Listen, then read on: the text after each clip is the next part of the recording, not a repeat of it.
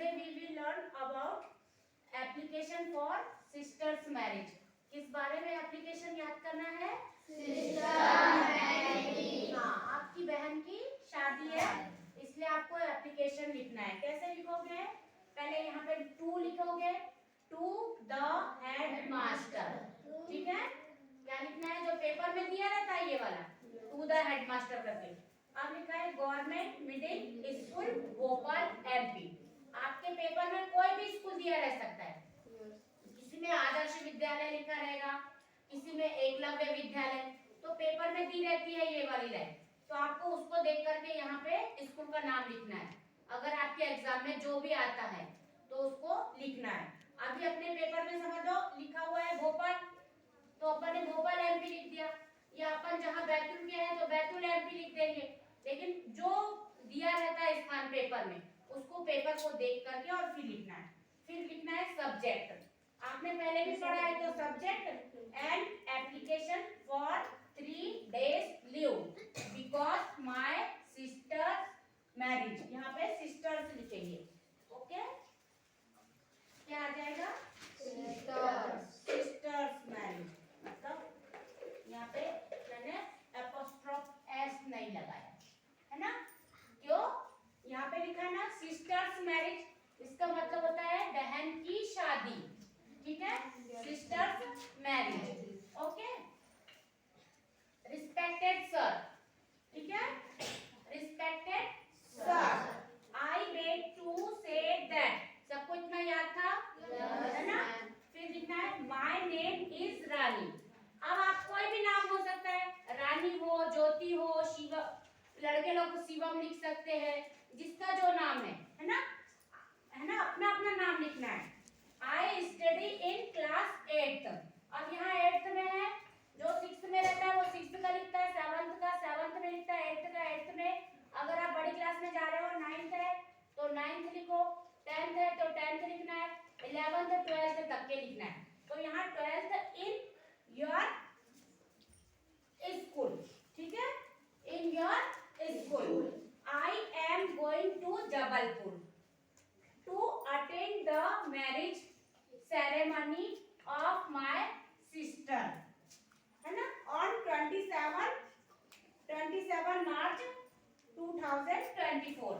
मतलब marriage ceremony यानी क्या होता है? सेरेमनी यानी क्या होता है? समारोह। मैरिज यानी शादी, शादी का समारोह है ना।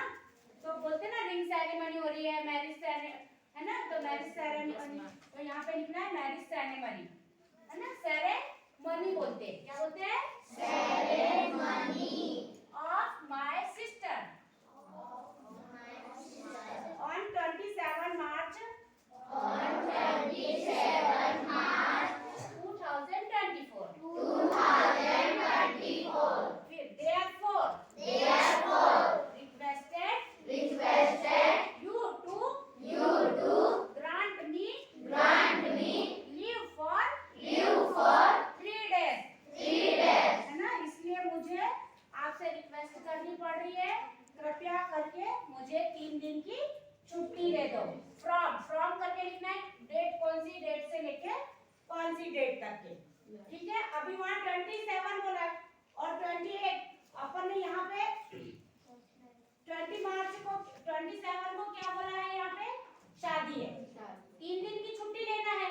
तो देखो 3 दिन की छुट्टी हो रही है, तो 27 से आज अपन ने जो है थैंकिंग यू करके करने, और फिर यहाँ पर आज की डेट डाल दी। जैसे अपन ने कोई भी डेट डालना है, जैसे ये 25 तारीख की डेट पर ये एप्लीकेशन लिखी जा रही है। कितनी तारीख की डेट पे? 25। अब अपन छुट्टी लेना रहता है तो आज लिखेंगे एप्लीकेशन और फिर 3 दिन की छुट्टी बोलेंगे ना।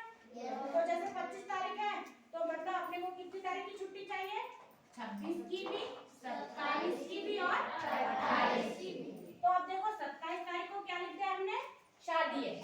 एक दिन जाने में लगेंगे, एक दिन शादी अटेंड करेंगे, दूसरे दिन वापस हो रहे हैं, तो यहाँ पर 3 दिन की शादी हो गई। तो यानी अपना जाना और आना मिला करके। लेकिन यहाँ जो एप्लीकेशन है उसमें अपने को डेट बिल्कुल अच्छी फिक्स डेट शो होनी चाहिए। अगर आपने डेट गलत लिखी है तो आपके नंबर कट जाएंगे।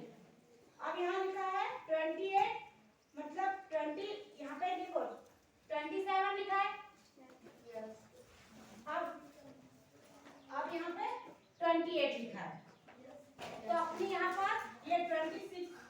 यहाँ पे 26 आएगा, ठीक है, 26 आएगा यहाँ, क्योंकि 26 से लेकर के अपन को कब तक छुट्टी चाहिए? 28, ठीक है। तो ये वाली आपको ध्यान रखना है। फिर लिखना है your obediently named X Y Z, ठीक है। तो ऐसी करके अपनी अब क्लास लिखो, यहाँ पे जो भी आपकी क्लास है वो क्लास लिखनी। तो एक बार और मैं फिर से रिपीट कर दे रही हूँ, जिस किसी को समझ नहीं आई होगी तो बताना। सबको समझ आ रही है? Yes ma'am. देखो अपने स्कूल का नाम लिखना है पहले। Yes ma'am. देखो पहले जो ये रहती है एप्लीकेशन, एप्लीकेशन में स्टार्टिंग में इंट्रोडक्शन रहता है, बीच में ये बॉडी होती है, और उसके बाद में यहाँ पर एक दूसरी लाइन आती है यहाँ से देयरफॉर करके, और उसके बाद में अपना कि हम कौन है कहाँ से है यहाँ पे लिखना पड़ता है, ठीक है। तो ऐसे करके आपको पूरा एक बॉडी का ऐसा प्रारूप बनाना पड़ता है ना। तो एकदम अच्छे से लिखेंगे ना आप, तो आपको पूरे पूरे नंबर मिलेंगे। तो आपको अच्छे से लिखना है। एक बार बोलो मेरे साथ में, बोलो to the headmaster, to the headmaster, government middle school, Bhopal, MP, subject and application for 3 days, leave because my sister's married, because यानी क्या होता है? क्योंकि है ना, क्योंकि मेरी बहन की शादी है। जिसको समझ नहीं आ रहा, रिस्पेक्टेड सर,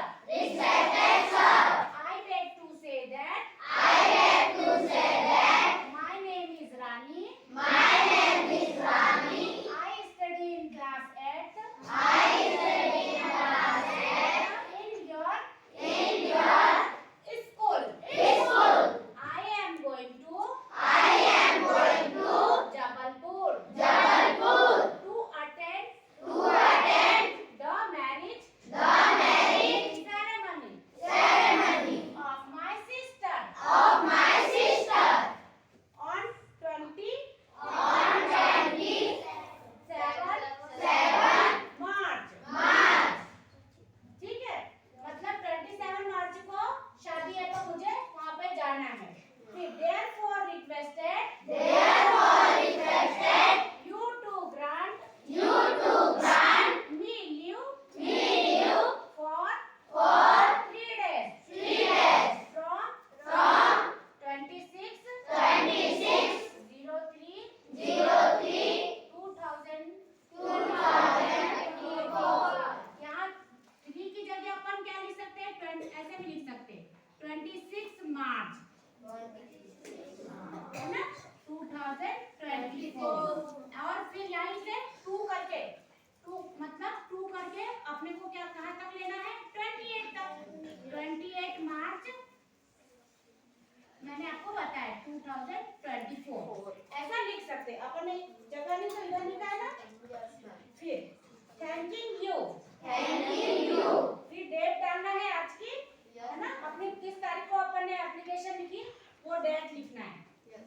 फिर यहाँ पर आ जाएगा योर ओबीडियंटली नेम XYZ, अपना अपना जिसका जो अमन है, सुबह में ये रानी है यहाँ पे, है ना, तो यहाँ पे रानी का नाम आएगा, है ना। अभी मैंने XYZ ऐसे लिख दिया। अब इसमें देखो कौन सी स्पेलिंग है जो आपको थोड़ी सी डिफिकल्ट जा रही है। देखो BE CA USE because LEA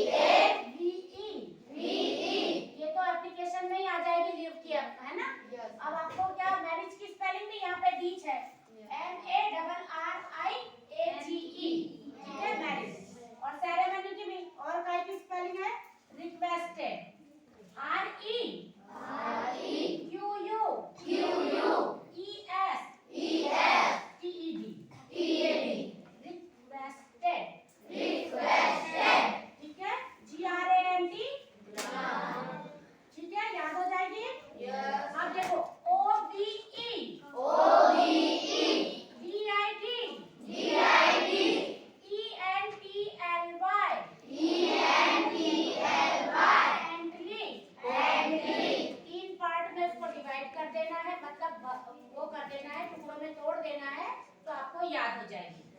okay, thank you.